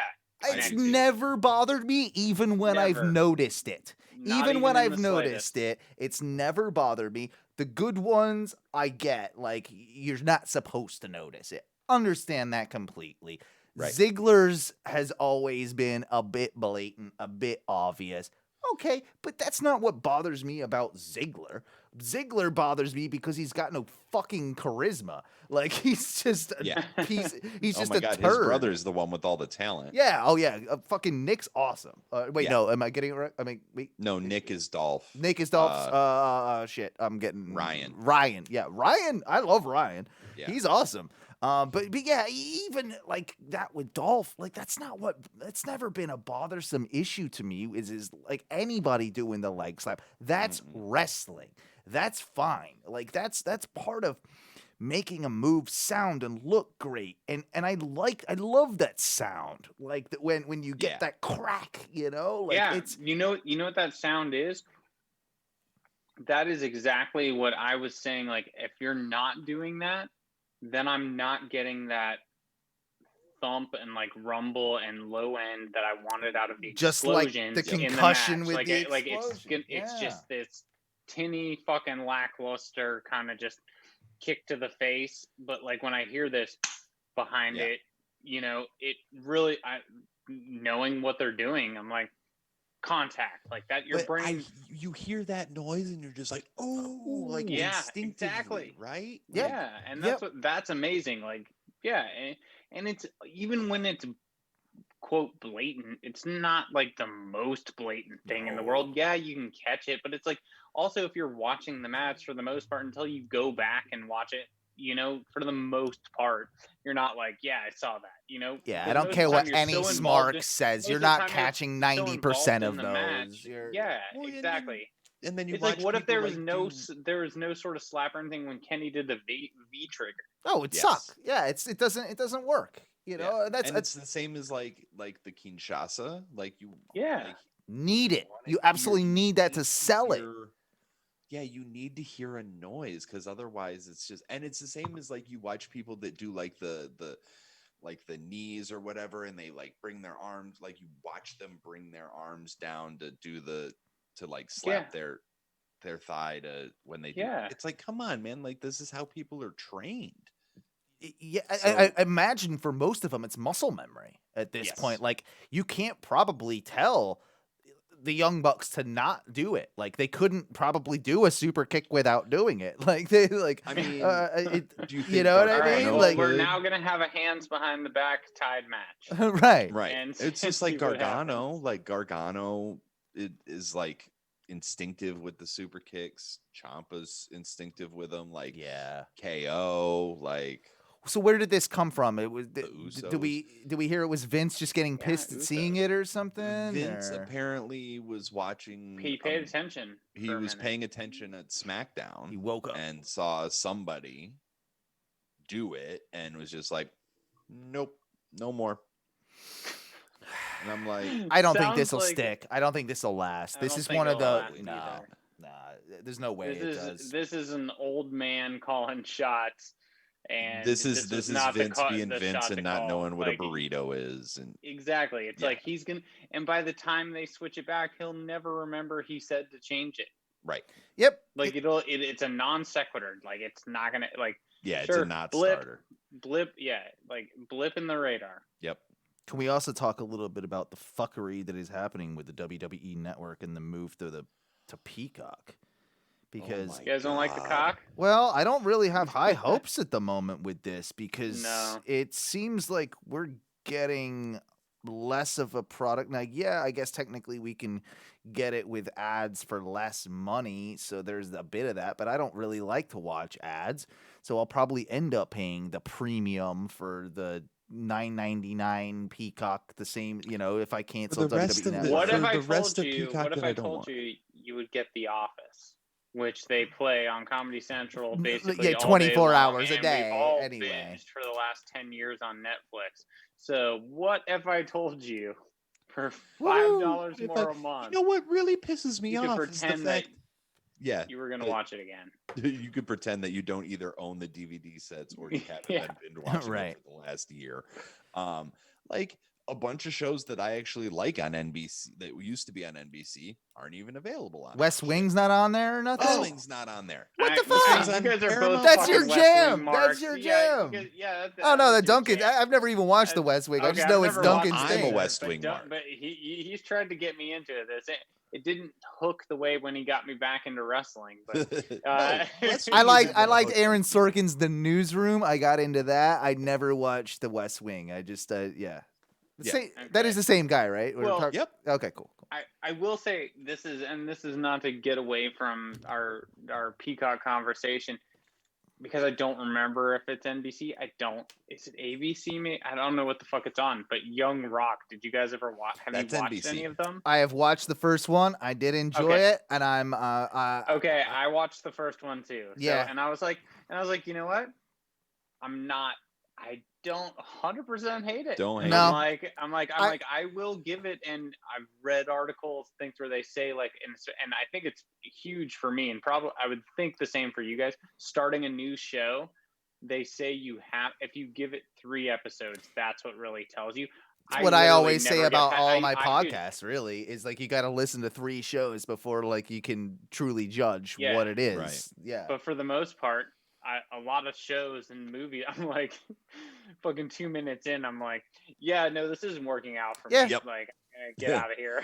Like, Totally move the on to same the way. next one. But that one I did watch all the way through. Obviously, The Rock, the nostalgia that had something to do with It's it. not But I a was like, it's I not don't appointment viewing need for it. me by any means, but it's something Yeah. that like I'll end up binging at some point when the season's catch up done on and it just when I'm catch sick or up. something like Yeah. that. Yeah. But I mean it is what it is. It's a network television show. Like they Show, all have yeah. kind of a bit of a formula. This one is at least clever. It had like the presidential thing involved in it, so I do enjoy kind of like the way the process and the story is going. Like it's And it's got gonna And be there was a better than the lot Big of Show wrestling, and exactly, and there was a lot of wrestling content in that first episode, at least. I know Yeah. they're going to end up eventually steering away from that, but I think that's also one thing that like was like, oh, I'm going to check back in and see how this is going, because I'm like, oh, I did like the wrestling component of that too. I was gonna say, you know? if they do it right and they put enough wrestling in it, they'll keep wrestling fans watching who like obviously it just because something stars a wrestler that they like, it doesn't mean that they're gonna watch it. No, Big Show. 100%. I mean, and we've got to think that that's probably done, right? The Big Show, like there's no. Oh no, that did get canceled. Yeah, thank God. Yeah. Thank God for No, his that definitely- own good, by the way. No, too. I'm starting. I've actually recently, it's a good platform to bring it up on. I started to GoFundMe to Oh. bring the Big Show back to the show. And Well, I heard I'm you were trying to gonna- do a movie too. Like you're trying to get it Well, into the it's- theaters. Like The Big It's Show six- movie. Yeah, it's 6 seasons in a movie. Okay. It's like, so what will merge your GoFundMe with my change.org petition to bring Yeah. it back? Exactly. I And then- recently discovered that I and off topic, but I don't think that they someone said they don't really check to where the money goes on the GoFundMe. So we got to come up with some ideas here. I like GoFundMe this. for a compound that we can all have. Support me watching wrestling. Like, I mean, you know, Support like me I getting feel high like and watching wrestling. This I is feel what like I would would from get all at of you. least $100 in a month. Patreon.com/Ohno. Like I could do it. I love it. I love it. We're let's talk about the Peacock fuckery though, Oh my because god. Okay, so you probably know the most about this, Duncan. well, originally they said, "Hey, everybody, we're selling the WWE Network streaming rights to NBC Universal. It's gonna get us about $1 billion over the next 5 years." And we were all just like, Whoa. "Okay, so what does that mean for us?" And they're just like, "You're fine. Don't worry about it. Like Everything's gonna be okay. Vince does not care right now. His erection is so hard. Exactly. He hasn't He had could one care in years. less. Yeah, and like now, like literally, He did the $1 billion. They just $1 billion. Yep. So originally they were just like, it's going to be fine if you're an existing WWE subscriber. No need to worry. It's going to seamlessly roll over. Everything is it's going to be a seamless transition. Like they were expecting that they were going to be able to port everybody over. Yes. And now what it turns out you have to do is you have to cancel your WWE subscription. Yeah, I got a question about that though, really quickly too, because if the network just doesn't exist anymore, are they gonna if I don't cancel, are they gonna still just keep charging me for? You think for a goddamn second that they Vince won't? Is not gonna keep charging you? Yes, this is a point. If you do not cancel that shit, you are gonna get charged. It's also a power move. It's like, I want you to push the button, which also means there's some really dark clause in there where like part of our DNA has now been sold to Vince McMahon's family and it's part of his estate or something like that. Like that was actually the COVID test that Owen and I had to do to go to NXT was giving Vince our DNA. Yeah. So he owns our souls now. He does. Yeah. Definitely has for a really long time at this point. But on top of them not porting it over. On top of them not porting it over, they're making it so that everybody has to do extra work. Well, I would also say that's not all WWE. NBC is. I'm not saying that NBC Universal is definitely like, hey, we did this. I don't know if you know this. I'm not necessarily the biggest fan of NBC Universal. I know both of you aren't, but that doesn't. But you guys have also both publicly said that you're also going to watch the network. Of course we will. Of course we will. So I'm very but regardless, it's as much as it is a fucking power move on Vince's part, or couldn't be.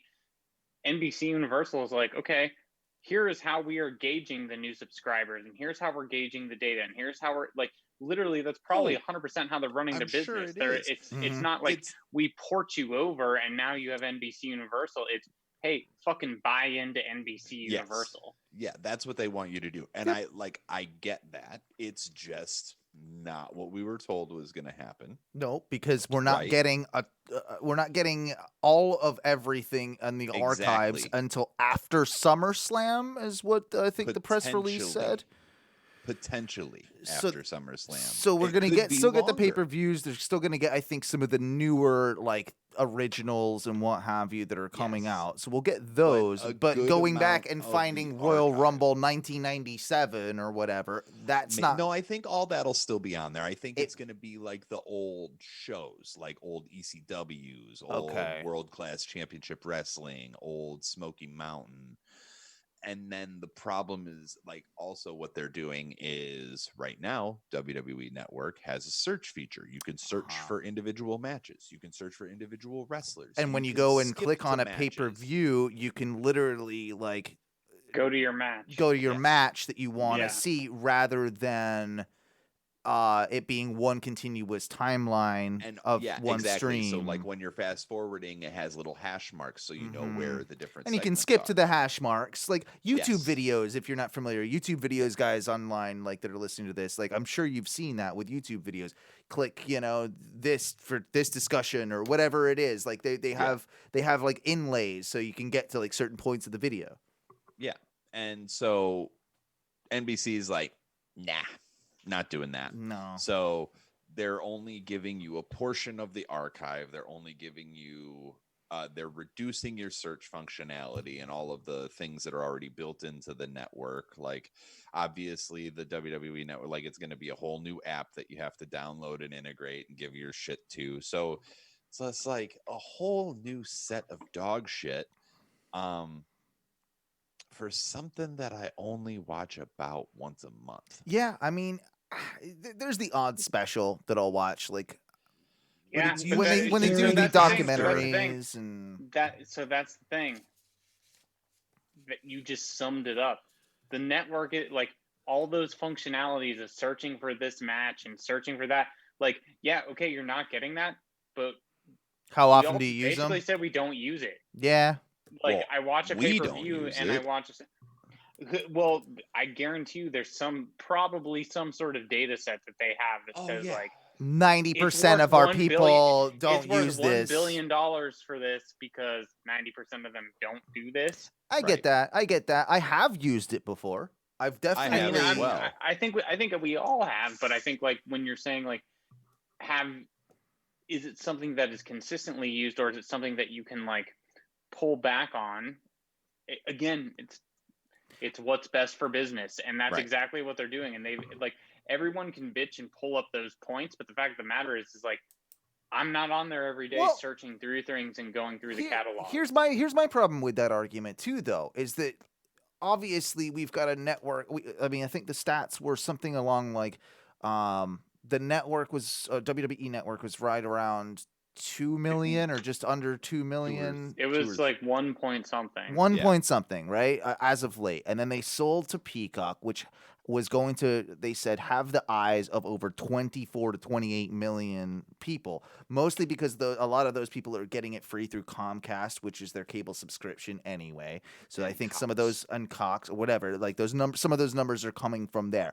Even if that's the case, if you're that big of a company and you can't have the fucking infrastructure to implement some simple technology which has been around for goddamn years, what's your goddamn Peacock network looking like then? How's my search function going to be with that? When I go and search Pam and Jim get married and I try and find the Office, episode, is that even going to show up?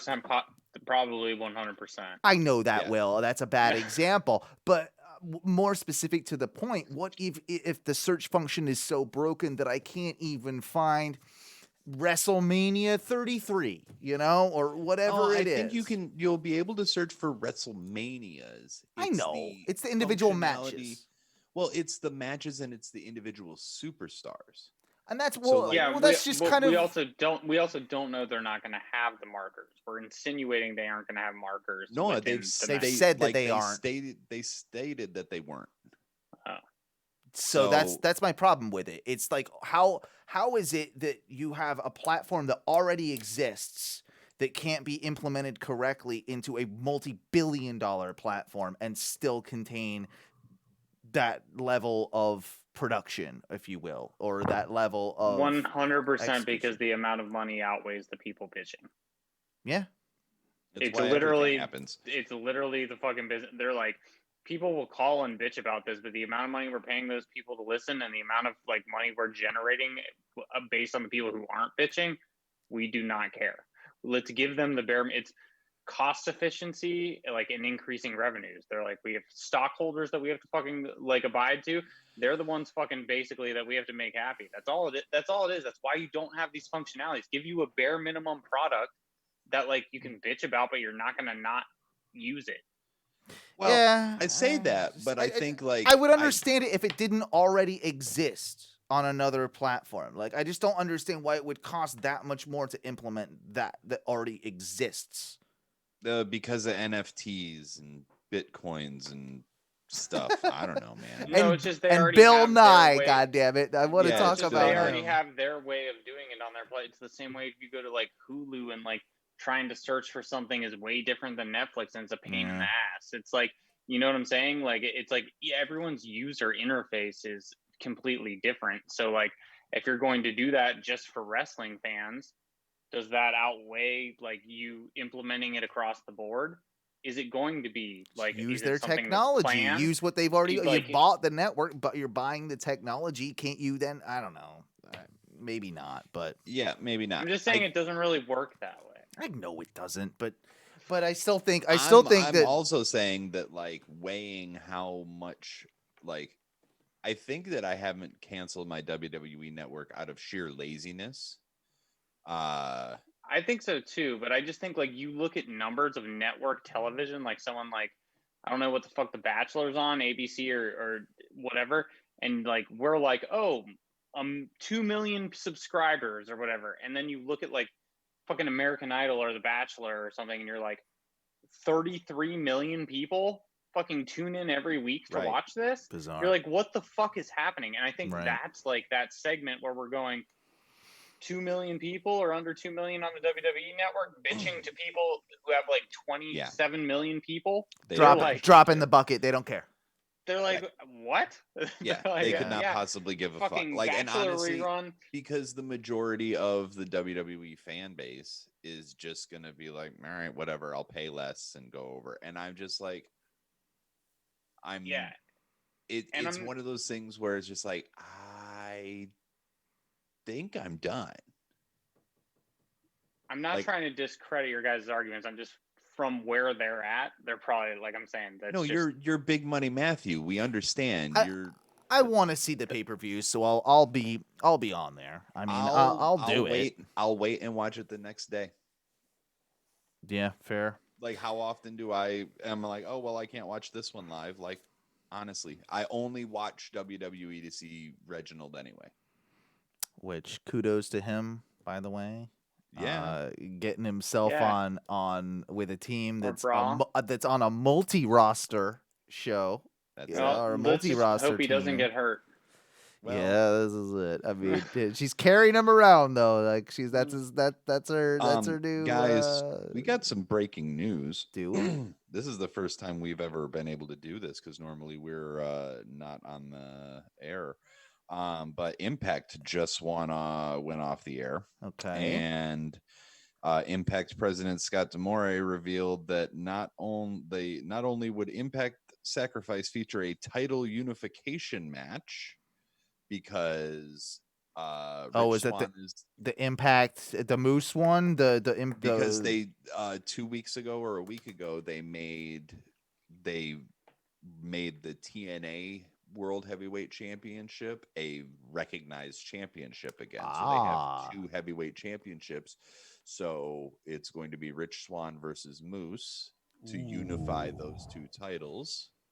And the winner will go on to wrestle at All Elite Wrestling's Rebellion pay-per-view next month against Kenny Omega. Which that's an announcement for that pay-per-view, is it not? I hadn't heard that there was. I believe that is also an announcement for that pay-per-view. Wow, that's pretty big. Yeah. I'm cool with either, but Moose and Omega, I want that more than I want Swan and Omega, to be honest. But I also think it's. I like them both. I like them both. I like them both. I could see right now being that could be a good time to push Moose into that, and Rich Swann could kind of drop that title for a little bit. I could see it going both ways. I guess really. I mean, both of those matches sound great. He said Rebellion was the name of the pay-per-view? April 21st. April 21st. And so the match there is Rebellion for that unified championship or for the AEW championship? Does it say that? He announced that whoever wins both belts at Sacrifice will then have to defend those titles against none other than Kenny Omega. Oh, Jesus. Okay, so this is your versus title match at AEW. This is the beginning of the collection. This is the beginning. And so now, who does it suit better to drop both of those titles to? Rich Swann. Yeah. 100%. Wow, that's big news. Thank you for that, Duncan. Yeah, man. I did want to mention a couple of things before we get off the air here. I know we're about at that time point, but the Bill Nye lawsuit was something that you sent me today, Duncan, and I think it even fits in with what we were just talking about with Peacock and how interesting this all is. Apparently, Bill Nye sued Disney because he was pissed off at the rights distribution, or essentially the royalties distribution of what Disney was using his product for. Currently, it seems like Disney is using, and please interrupt me, Duncan, if I'm getting any of this wrong, but it seems like they're using old school terminology to apply to streaming platforms. Therefore, essentially their old distribution networks of VHS tapes or DVDs are being applied. Home video distribution is being applied to what would be considered streaming.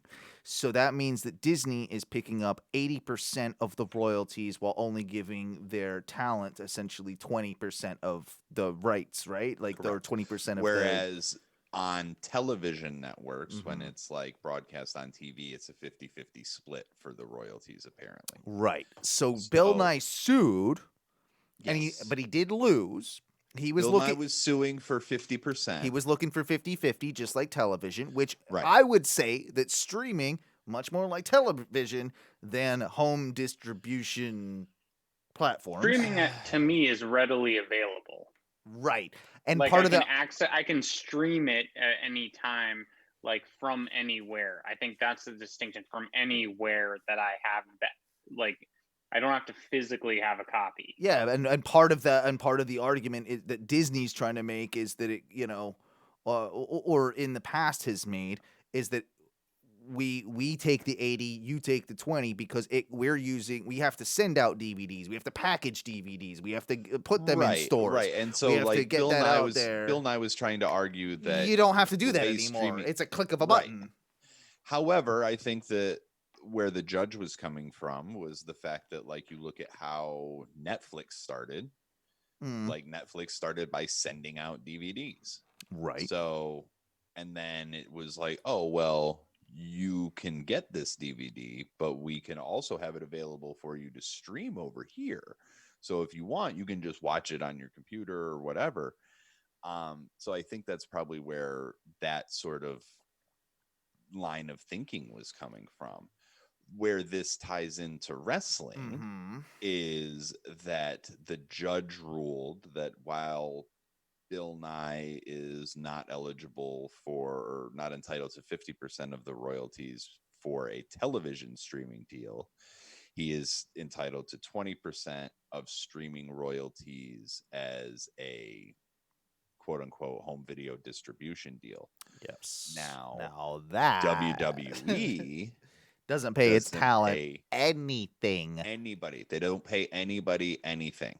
Whereas you used to get cuts of like DVD sales. Right. It was the whole reason that Pac left the company, is because he got cut out of the WrestleMania 33 pre-show with Austin Aries, right? Wasn't it him? Yeah, banana pants. Yeah, that fuckface. But yeah, I mean, that was one of the reasons he left the company, is because he got cut out of the deal on the DVD. He got cut out of the DVD, which means he got cut out of the money.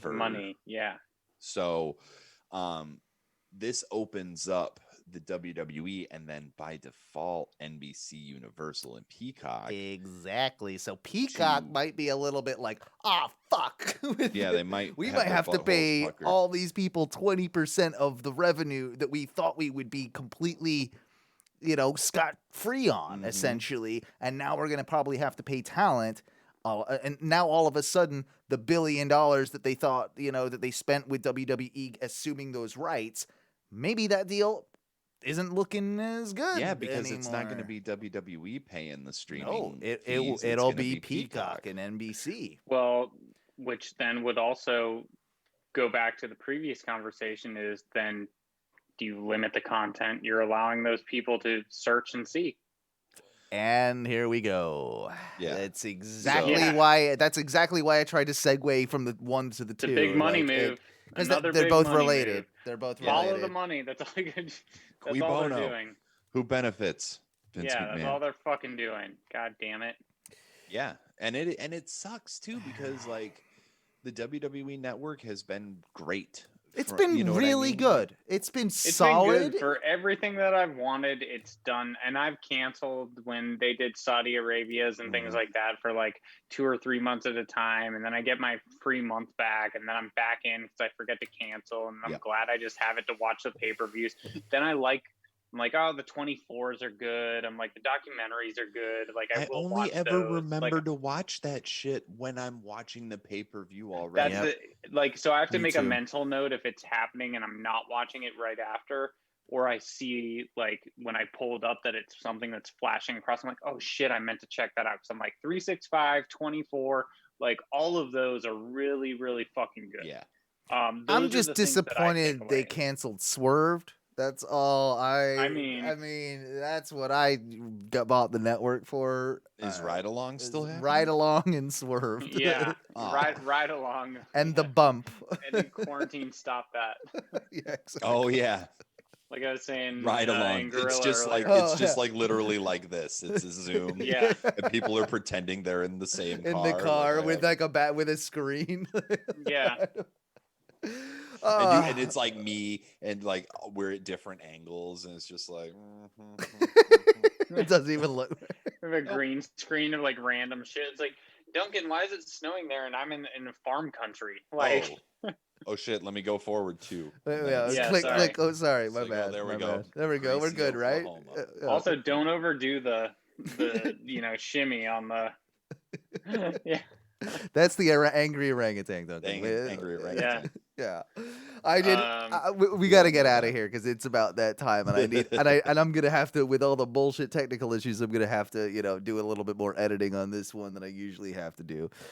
So I would like to wrap things up in just a second, but one of the funnier things that I did see. And I'll leave you with this. If you guys want to add whatever you can add, but my last thought of the evening is New Jack's been tweeting, Oh my god. and New Jack's been like, he had a couple of tweets. Does not sound like something New Jack should be doing. No, he shouldn't. I'm surprised he even knows how to tweet.